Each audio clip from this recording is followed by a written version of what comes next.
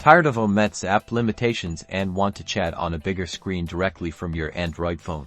First, unlock your phone and find the Chrome browser icon. It usually looks like a colorful sphere.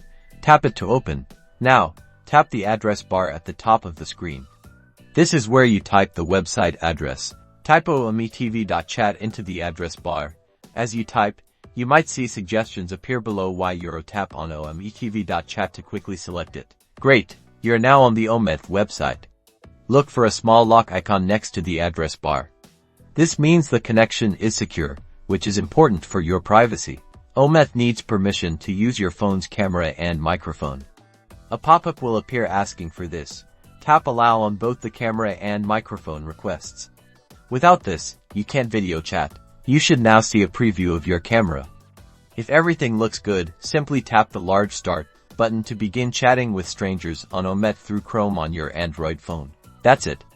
Now you can enjoy omet directly from your Chrome browser on your Android, unlocking a smoother experience. Enjoy.